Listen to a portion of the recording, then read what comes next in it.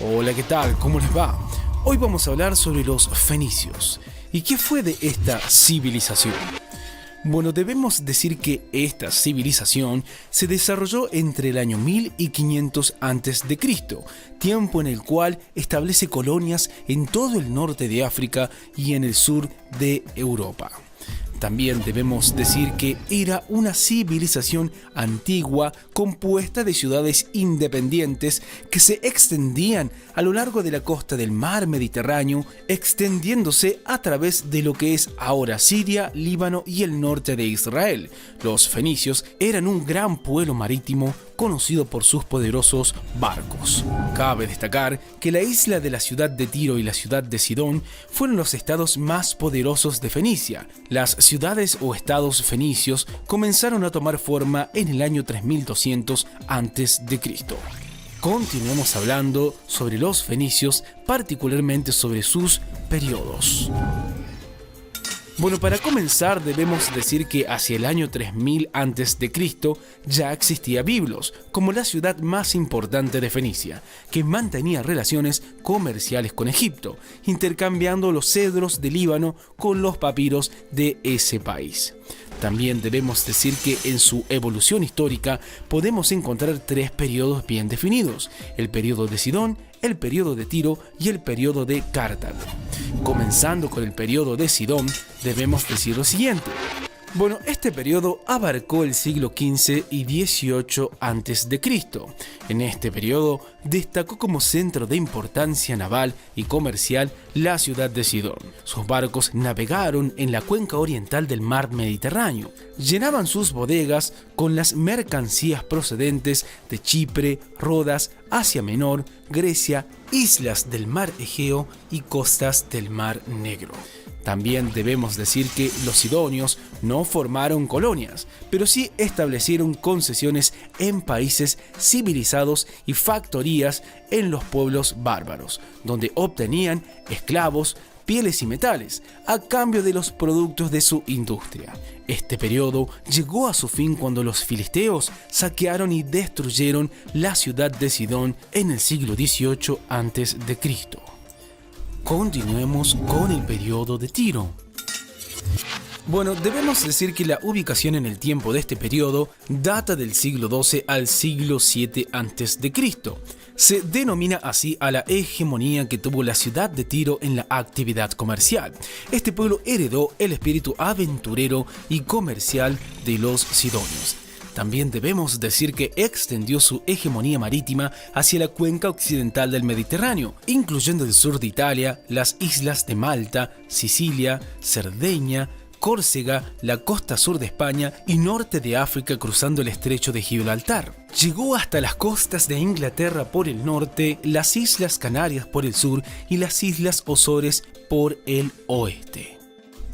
También debemos destacar que los tirios no se conformaron con las relaciones comerciales. También se establecieron en algunos lugares estratégicos, fundando ciudades y colonias. Los asirios, caldeos y persas subyugaron a los tirios, que dieron lugar al surgimiento de otros pueblos comerciantes como Cartago y Grecia. También debemos decir que se construyó el Templo de Jerusalén, obra en la cual participaron numerosos obreros provenientes de Tiro. Continuemos con el periodo de Cartago. Bueno, antes que nada, para ubicarnos en el tiempo, debemos decir que este periodo se ubicó en el siglo IX y II a.C. Gracias a la decadencia de Tiro, Cartago se convirtió en una de las ciudades más importantes y prósperas del Mediterráneo. Su origen lo encontramos en una pequeña colonia fenicia ubicada al norte de África. Su dominio comercial abarcó desde Sicilia hasta las costas españolas. Sus grandes rivales fueron los griegos y posteriormente los romanos, quienes destruyeron la ciudad de Cartago en el año 146 a.C. durante las guerras púnicas. Sigamos hablando sobre los fenicios, particularmente sobre sus características, comenzando con la economía y el comercio. Bueno, debemos decir que la parte de mayor importancia para la civilización fenicia fue el comercio, pues era el eje vertebral de toda la sociedad. Las tierras, aunque no eran muchas, sí eran bastante fértiles, lo que promovía la producción para los intercambios comerciales, que eran también base de su economía. Acuñaron monedas para pagar sus productos y para realizar los intercambios. Otro dato que también debemos destacar es que todos los intercambios sucedían en los templos para promover la seguridad y por lo tanto los templos funcionaban como una especie de banco para realizar transacciones económicas. También desarrollaron el tejido, el teñido, el vidrio y los metales. Continuemos con la organización social. Bueno, debemos decir que en la cúspide de la sociedad fenicia se encontraban los comerciantes adinerados, que ocupaban los cargos de gobierno. El resto de la población estaba compuesta por los artesanos. También debemos decir o agregar que al principio los hebreos vivían en grupos familiares o clanes dirigidos por el más anciano, es decir, el patriarca, que administraba justicia, dirigía la guerra y los ritos religiosos. Según la tradición, Dios le ordenó a uno de estos patriarcas, a Abraham, dirigirse a la tierra de Canaán, la tierra prometida. Y por último decir que en las naves también habían esclavos. Continuemos hablando particularmente sobre la caída de los fenicios. Bueno, debemos decir que con el cambio de aire en la metrópolis, mucha gente emigró a Cartago y otras colonias, dejando a Fenicia cada vez más a merced de los persas. Una rebelión que tuvo lugar entre el año 350 o 345 a.C.